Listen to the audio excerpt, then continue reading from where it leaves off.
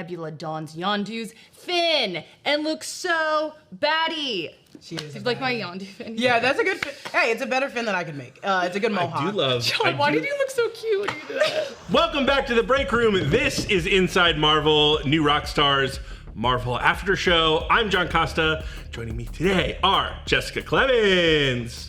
Yay! Jazzy. And friend of the channel, making her Breakroom debut, it's Jacki Jing. Hi, everybody. Perfect. Yay. We did used it. to like We're do all here. confetti. Whoa. Well, that was on the break room, Sorry, and we Jackie, only did we it ran on, out. we only did it on birthdays. No So confetti for me. When's your birthday?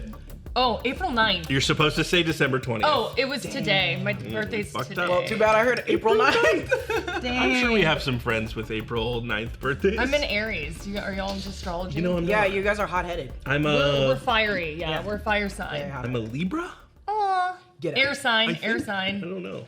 We get along really well. Leo? You're a Leo or Libra? No, you're a Libra because you're an Libra's October. air. Leos are later. Thanks, Jessica. Yeah. I'll love I'm it. a Capricorn, so I don't get along with anyone except for. My sister's a Capricorn. Exactly. We're all about business and we're all about money. That's accurate. I always say about Capricorns, they hold everybody to a really high standard, but That is also true. especially themselves. That is They're not- very hard on themselves. What do you say? Oh, like that? really I tough. clearly do. Yeah. You really do. You hold yourself to a high standard. I That's love not a bad Capricorns thing. though because they are real AF. Like they're gonna tell you exactly how it is. So if you ever need someone's opinion, go here. Speaking of the stars, it is the holidays, folks, which means some of these after shows might not be as timely as you might want them to be. You know, normally we try to get them out day of. Little secret, we just revealed Jackie's not birthday. We're taping this on December 20th. I think it comes out on the 22nd. Whatever. Keep your eyes out. We will get them up as soon as we can. Some of us will not be in the office, so we'll be scrambling, but you know, we're trying our best, guys. Nice job. Thank you. Before we get into this episode of Inside Marvel, we do want to give a quick shout out to nerdriot.shop. Be sure to check out nerdriot.shop, where you can always grab the latest, the greatest New Rockstars gear. We've got mugs. We've got sweatshirts. I'm sure we've got a pair of slippers in there if you do your search correctly. Ooh. I don't know. That one's on sale too. Oh wait, I have this one. Whoa. That's That in the one's going to be season. relevant for an episode of What If coming out in a couple of days. Look at that. So support the channel. Check out all of our great merch options over at nerdriot.shop. And don't forget to subscribe to the other channels in the New Rockstars network. The Deep Dive, New Rockstars, The Breakroom. All that. That's all of them. All right. Whew, that was a lot at the top. Let's jump into a quick episode recap. To give us the recap for like Jessica. Jessica's here Help us. to kick us off. Jessica, kick us off. Okay, episode 1 of season 2, What If Nebula Joined the Nova Corps? In this Blade Runner inspired episode, we see what would have happened if Ronan betrayed Thanos and went on a planet conquering spree. Nebula is rescued by Xandar's Nova Corps and becomes a Corpsman after some encouragement from Nova Prime, taking the oath to be the light. Xandar protects itself by Ronan by activating a planet-wide shield, plunging itself into darkness for 5 years. But trouble is afoot when Nebula finds a deceased Yondu carrying some high-tech schematics. Nova Prime encourages her to find out what's going on by any means necessary. Nebula seeks help from Howard the Duck, but finds it in Korg, who tells her it's schematics to a city-wide mainframe core, which would give someone access to the source code of the planetary shield. Nebula decides she'll get there first to delete the code and teams up with someone she put behind bars. Yon-Rogg, Jude Law's character from Captain Marvel. Gasp! The two do some classic good guy, bad guy team up stealthing to make their way to the mainframe core. Nebula downloads the code into her mind, but Yon-Rogg double crosses her. Oh no! He downloads the data from her head, and this is the reason. Like that. I don't like that. It was like he pulled Yeah, pulled off the wires out of her head or whatever. Oh, and, yeah, that was bad. Like jacked into her brain with a USB drive. It freaked me out. I didn't like it. That honestly was frightening to watch. And all of the light went red. I was Stop! Ah! Yeah, it kind of made me cringe out too. Yeah. To be honest, I do not know how Nebula survived that. Like, I literally was like, how is She survived Is she so the- much. so though. Is she the most like they're gods in the MCU? Well, I remember- feel like Nebula might be the most unkillable person. In the most MCU. resilient? Right. Like, Remember after in, that? in the third Guardians of the Galaxy when she gets like punched by oh my god, what's his name? The Gold Man. Adam Warlock. Adam Warlock. Oh, yeah, I'm yeah. forgetting all their names. Gold Where he gets Man. punched by Goldmember, and she gets like twisted completely and has to like turn her body back. That's when I was like, oh, so Nebula's just immortal? Like she can just take anything now? Well, I want. This is stupid, but you know, like in that first Guardians of the Galaxy movie where they're like all in the Nova Corps holding cell and they're going through like their rap sheets. I wish Nebula was a part of that, and there was like a little ticker that said like, 98% cyborg or what. I want to know what percentage she is machine. It's gotta be, I think it's under 2%. I was thinking about you brought up that scene. I was thinking about the scene when her dad, Thanos, was like doing experiments on her. Remember when she was like That part? broken When to she's all like, those pieces? Yeah, and I was just like, what is she? I did a What video. is she? I did a video for New Rockstars ages ago. Yeah. Go back to it. Called "The Worst Moments of like MCU," the most horrific Yeah. moments, and that made it on there because it's just so disgusting that he did that in front of Gamora. I know. And she's screaming a blood curdling scream as she's getting extended apart, and I went, I don't need to see Nebula get tortured ever again. I know. But then we see it today. We saw it in What If. This What If episode, I was just She like, screams the most in the MCU of people getting in pain, and I Yeah. can't do it I mean, anymore. It's yeah. triggering at this point. We'll get to this in a second, but she also like falls off the fucking the waterfall skyscraper thing. Yeah. Basically, Niagara Falls. and then How about lives. when they were all beating her up and tasing her? I literally was That like, she's jump, not. that jump scene of her getting just literally jumped. I was like, That's like a. I don't want to see That this. was This is American brutal. History X at the beginning. I was like, I don't want to see someone get curb stomped. This Yeah, is it weird was. as hell. It was a lot. I agree. This is something that needs to be introduced into like the pantheon of like what superhero power would you most like to have? The ability to like see through walls or time travel or fly or whatever. Like, It you needs beat to up be a like, lot? could you get your ass kicked without dying? No. But like, I would not think want that. about That's the, Spider-Man, Think that about you the always get types of up. shit you could do if you never could be physically killed. You just say, okay, I'd rob a bank and get beat up a bunch. Yeah, someone shoots No, you and you're just I- like, I'm good. If I choose a superpower, I I mean, choose that a is superpower. Nebula's power, I Right. think. Like, she basically can take a ton of hits. And also, like, she's really just a badass, which I think this episode proved tenfold. Yeah. But yeah. And Yon-Rogg was not acting alone. He was working with Nova Prime. She sold out all of Xandar for a place with Ronan, and she needed a cyborg to complete her plan. Nebula barely manages to escape with her life, but as always, you can't keep her down. She teams up with Howard and more of our favorite faces from around the galaxy, like Korg, Meek, and Groot. They arm themselves, and Nebula dons Yondu's fin and looks so batty. She is She's a like my baddie. Yondu fin. Yeah, that's a good fin. Hey, it's a better fin than I could make. It's a good mohawk. I do love. John, why did you look so cute when you did that? I do love Jessica's like, no, dude. I like how brilliant. I mean, you give Meek the knives and just call them rock paper scissors. I was like, that's great. Yeah, that was cute. Oh my god, that scene. I will say, I like, don't know why it freaked me. I loved it. you know what's funny about this show? Like in other MCU things, when there's like a cameo, it's a really, really big deal. You're like, oh, there's so and so's in this. It still felt like a big deal in What If when like Korg and Groot showed up. I was like, Korg's here, let's go. Aw. Yeah, I like- Korg's I they're like my little both Korg. two of the most adorable characters in the MCU. Yeah. Groot, though, I think we just like basically saw being a badass as always, playing pool. I think an elevator scene. Like, I'm always for more Groot, but I'm happy that he got Yeah. snuck I in wish there. that Groot had, when he was playing pool, just uses his arm. Oh yeah, they You just should. went- That's a free one. That's a free one at Marvel. Yeah, they're really good at, for the first episode, grabbing like the MCU's favorite like background or secondary characters. Putting Howard the Duck, Groot, Meek, good. and Korg together as a unit. So More fun. Howard. You just took everyone's favorite characters in the MCU and just like squished them into. Someone at our screening was like, we want a Howard the Duck show. And the more that I've sat with this episode, the more I'm like, you know what? An animated Howard the Duck show? Sure. It works. For sure. I'll take it. I mean, I do think what really made this episode so good, though, was their chemistry together. Like I totally agree with you. It was seeing them all together.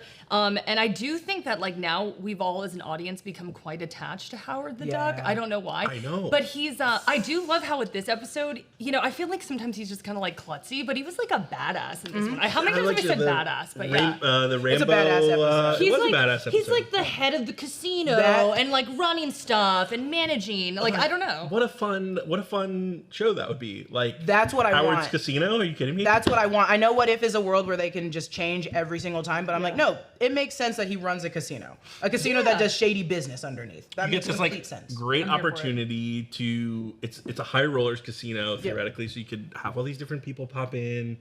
Greenlight it. Greenlight the Howard. Please, we want it. Show. Okay, let's get back into this. Okay. So Nebula squares off against Nova Prime, where she reveals the ace she hid up her sleeve. She triple-crossed Nova Prime. No one expected this, or maybe just me. Changing the code to close the shield upon Ronan's entering ship. We get an epic battle sequence as Nebula and company face off against the Nova Corps and ultimately prevail. Nebula stands victorious as the shield opens and lets the sun back onto Xandar. Behold light. The end. I agree with you. I think that I saw it coming, the Nova Prime betrayal. Like, well, I'm an idiot. So really? You didn't see? No. Ask me, tell me, literally every M. Night Shyamalan film never caught that twist. Not a single one. You can name us every single one. Not a single time I ever caught it. I am gullible as hell, and that's why little things like this, I'm like, oh, great for me. Yeah, you're like, I knew this one was coming. I saw it. Did you as well, John, or no? I was just vibing. I wasn't thinking too hard. Really? I was just like, okay. John was like, John was even present with us when we were watching. So high when no, I'm kidding. Oh my God, I genuinely was not. Oh my God! Me and Jackie immediately were like, oh no. That's not getting in the edit. Cut the camera. Dead ass. Cut that. No. When we watch these shows now, there's like a little bit of a curse thing that happens where like instead of like following the plot and being with the characters and all that, Jessica had her notepad out and I was like, what are the details in the background of this episode? That is true. So like sometimes you get a little distracted on that track, then let's pay attention to the story of this track. It was hard because it also it's Blade Runner-esque Xandar, so like there's nothing really in the background. It's just steel buildings, a seedy alley, a dark path, and I was like, ooh, what's that? A stop sign? And then I wasn't paying attention to like her getting her brains ripped out at one scene. I was like, oh. Jesus. So we get this great episode with Nebula. This is like her first big, like, she's the lead, right? That we've gotten from her in the MCU. Do you think we're going to see more of this Nebula this season? Last season, The Watcher built like a team out of characters that we've seen throughout the season for the final couple of episodes. We know the last episode of this season is going to be What If Strange Supreme intervened, which also kind of feels like it's going to be a big team up episode. Do you think that something like that is going to happen again this season? Almost as if Marvel, Kevin Feige were like, yeah, we know these Avengers movies keep getting pushed and pushed and pushed. Maybe we'll just do them in animation. What do you guys think? Do you think she's going to come back? And if so, what's her role in any kind of potential team now?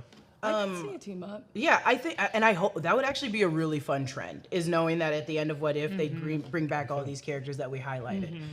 From the trailer, it looks like Nebula is only specifically in the What If Nebula joined the Nova Corps, but there is a scene where Cohorty and Captain Carter, that Cohorty and Captain Carter are with Thanos. So there is, and then Voss deduced that they were probably going to be going against Hela at one point. So I was like, so excited for that. Oh my God, that episode. So there is potential that there is going to be already a lot of crossover. So why not bring in Nebula's Yondu with the Finn into this episode as well to battle? I love Nebula. Right. Jacki's got the Finn thing going. I do think you need more Nebula with the Finn. Is that kind of... Yeah, no. You can. I didn't mean to interrupt you. No, I was trying to tee you up. Yeah, no, okay, good. I'll be honest. Like, I thought this Yondu Nebula hybrid was like one of the coolest things I've ever seen. Like when she came out with that the Yondu Mohawk or Finn or whatever you want to call it. Like, I was just like, this is Nebula at a whole different level. And she's got like the duster on. Yes, she's walking away, the jacket, and I genuinely was like, sorry, Kraglin, that Finn needs to go to Nebula. I hope it's somehow in the live action that they like do some sort of handing down, or she adopts it into like her weaponry or something. Because like I absolutely to take it from loved it. Kraglin. Yeah. It was that look. Yeah, that it's look by Kraglin. It's gone. Just be like, rip it off his skin. Yeah. It was that moment of that duster. It's the duster, Nebula, and her bionic body, and then also the Nova Corps, still the dots and the lines, the Nova Corps symbol. That I was like, damn, she's 3. She's a She weapon. got it all. She has like it's in it. I like that blend of she has the Nova Corps like mindset, and like this is how you have to be as an actual Nova Corps person, not a traitor. And then she's also going through with Yondu's freaking fin. Gosh, she's just badass. I'm glad. I do like how she had this like loyalty to Nova Corps, and she was much more principled, and you know, like it's not like I would say Nebula lacks morals, but she kind of like in the dimension, the universe we know, she kind of just does her own thing. She's not really super loyal to anyone. It's like Nebula's world and we're all living in it. But then in this iteration, she's like, I adhere to this code, like this must be respected. I kind of like liked, she was still very much Nebula, but I felt like she just had this like connection to the Nova Corps on like a deeper level, and I liked it. That's a really interesting point, because I think in the MCU, she has been a little rudderless. She's, you know, her biggest kind of, you know, character attribute is the past that she had with another character or 2 other characters, and it is a little bit like, what's Nebula's vibe outside of Thanos, outside of Gamora, in her relationship with those people? So yeah, I like that this kind of sets her off to have, you know, adventures on her own or wherever they want to take her. I do want to talk to you guys about, this wasn't in the recap, but it was a detail that I really liked. Nebula comes up, knows Yondu, knows about the arrow trick, and knows exactly when to grab it before it like punches her in the face. And I was just like, that's a really nice little writing detail. Yeah, I like the non-writing detail that I don't think it has been repeated again, but that Yondu is like, it's in the heart. It comes from the heart. That's how you control the arrow. And we don't even know if Nebula has an actual heart. But I like that it's like it's already it's imbued in her. That she's like, no, I can control this. This is easy. Did she in the third Guardians or was it more so she was like, Kraglin, get a hold of this? Did she ever have control? Like, I don't think so. Do you remember? Kraglin starts with it. I know, but she yells at it. And then he stays on nowhere for the whole movie, which is kind of fucked up. I don't think she ever. Yeah, I think she gets if hit there by is it. some way, I mean, like that we see this iteration of Nebula more, like I would absolutely love it. Yeah, same. She could be like this, like galaxy detective, you know, because Yondu was like a pirate essentially, like he was an outlaw. He was, but for her to take his weaponry, like in ways, take what was his identity or inherit it, right? But then just be like this, like law alien, like I love it, alien cyborg, I don't know, the hybrid. But I don't know, I would love to see that. I really like this iteration of Nebula. I know one of the questions on there was, do you think that Yondu and Nebula had a pre-existing relationship? I honestly did not even think that they didn't know each other when that scene came up. Like for me, it was so just like there had to be a relationship here because I felt like you said like she just knew and there was just some sort of connection. But I don't know. Do you all think maybe they didn't know each other and this was just she just got introduced to this holograph and was like, who's this Mohawk dude or Finn dude and what's this? I don't know. For me, it felt like they had to have known each other, but I thought that was an interesting question. In like writing and Blade Runner tone, I assume that it is like he keeps doing petty crimes and he always gets him like I keep coming across his path and I'm like, hey, you need to stop doing this. It's like that relationship I of like like that. a cop with a person doing crime that's like, hey, this guy does petty crime all the time. He's fine. He's a troublemaker. Yeah, he's a troublemaker. And that was their relationship. Yondu could have take that relationship further and had been maybe an informant. Yeah, that's what I was gonna say. He probably helps her. She probably goes to like him that. instead of going to Howard the Duck, and because he's dead, she has to go over this to Howard to be like, hey, I don't know what this means. I love that we're making theories of that. Like, watch what the we writer do. be like, no, they didn't know each other, and then we'll be like, no. And I'm like, no, they What did. about everything we just said? Well,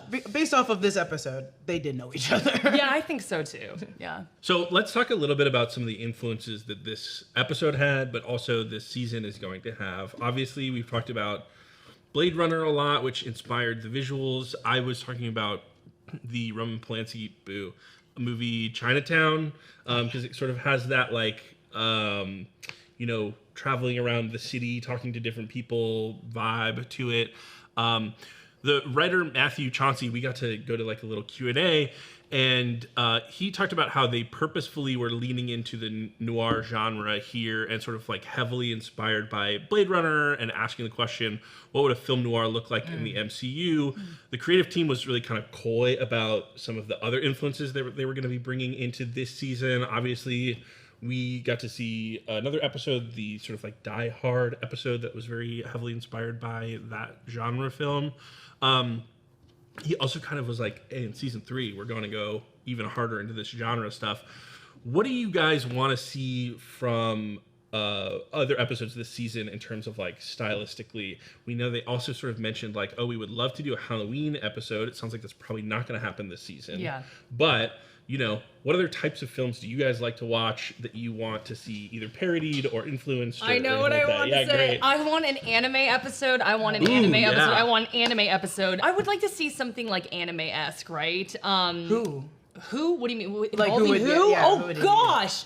I mean, like I'd love to see like all of the Avengers, maybe like in the Shogun era, and Yes! I don't even know like time yes! travel, and like they're having like samurai like sword fights in the snow, or like the meadows in the background, and they're fighting with all this cool Dude, weaponry. Like Give it to me. 100%. And you know what? That also would lend itself to, I feel like a lot of those older samurai movies have like this really intentional and slow pace. And I would love to just see like beautiful animation, that time period, that animation style, and just like a real like take your time and like be with these characters type of storytelling, and just like giving every single character a little spotlight moment of like, look how fucking cool they are. That Please was so do it. cool. Please do it. I know not a lot of people liked it, but the Samurai Batman look was still so beautiful.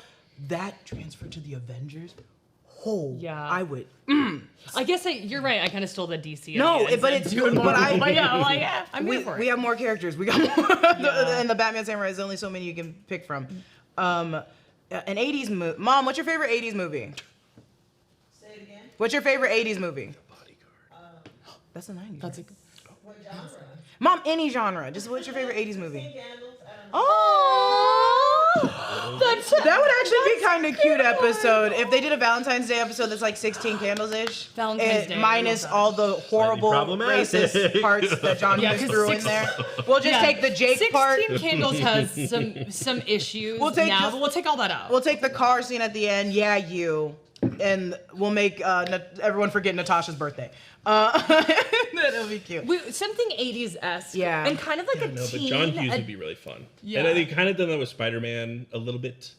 But Oh yeah, they could do like not exactly the Breakfast Club, but they could put that Breakfast Club in a Spider-Man universe easily. They're all in Breakfast detention. They're all in Just take detention. from all those different teen 80s movies and make some like weird amalgamation. I would love to see that. yeah, you saying Breakfast Club makes me think of, that's like a bottle movie. They usually say like bottle episode, which is like when a sitcom just like takes place in one location because they Yeah. ran out of money or whatever, and they just need to write an episode that takes place in one location.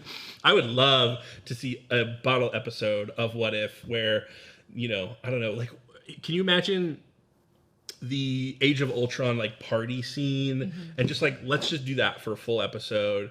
We're here at this part. I guess that's kind of what we do in the Die Hard episode. Maybe I should take all this back. Wait, what do you mean? What does it do in the Die Hard episode? Well, in the Die Hard episode, they're all like at Stark Tower for this party. They do go to Oh, I multiple guess locations. you could say it's bottle. Okay, I can see what you're saying. And I guess they leave and They're in go the to lab. malls. They're in the and- lab, yeah, and then they're Okay. in the like party area, and then they're in like Tony They go to a bunch Stark's of like places. fireplace homey area. Yeah, But, like, yeah. I think it would be fun to see an episode where all the Avengers, or a certain number of the Avengers, get trapped somewhere and have to like escape room their way out. Ooh, right? I That'd like be an very escape fun. room or Yeah. escape-esque. Right. Oh, I think that'd be fun. That's yeah. what I think we're kind of gonna get from the Grandmaster episode. Oh, sure. Is like That'd they're be forced fun. into this arena to fight or race, and then I think some of them are gonna like find ways to sneak out. And how do they get out of there? Yeah, there's run through the crowd. Really quick, I would love to see a Western. That'll probably never happen, but like spaghetti Western. That I just think that'd be hilarious. And then this is the weirdest like idea ever, But when we were at that special event, like they were like, I think somebody asked like, what other 90s movies would you want to pull from? Or maybe that was a question I wanted to ask.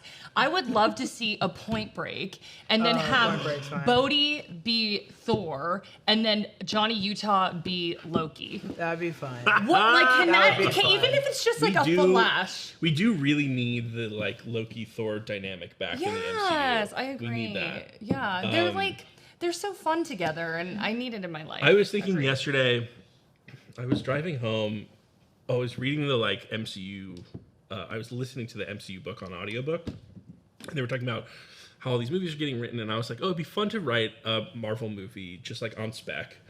And I was like, well, no, recently the Marvel characters have not been, like, you watch that first Iron Man movie, and like, while Tony Stark is like kind of being a dick and an asshole in that beginning, he's still so fun. Yes, And I feel like yes, we've for sure. lost a little bit of like character being like really, really fun in the MCU in introduction. That's actually a good point. Yeah. Everyone's like a little tragic backstory or whatever, Yeah. and it's just like, ooh, start off with like someone that is just like having a blast, and it reminded me of the Party Thor episode from season 1 of What If, but also I think just like I miss that dynamic of like two people who love each other and also hate each other at the same time. It's so fun. And they're just so fun together. And I feel like it's just been so long.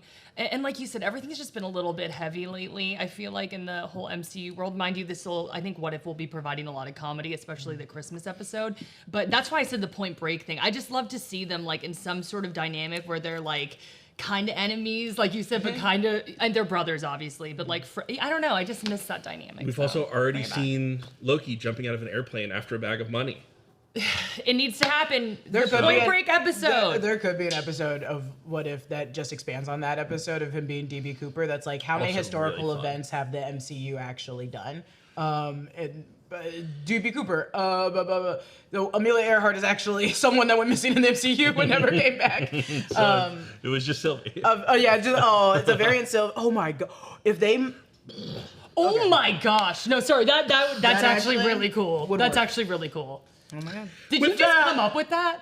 He did. Let's end this episode of Okay. Inside Marvel. Thank you guys so much for watching. We will be back tomorrow with an Inside Marvel for episode 2 of this season of What If. We'll be back on Christmas Eve, Sunday, for episode 3. Beyond that, who knows? We'll try to keep putting them out. No promises. But thank you guys so much for watching.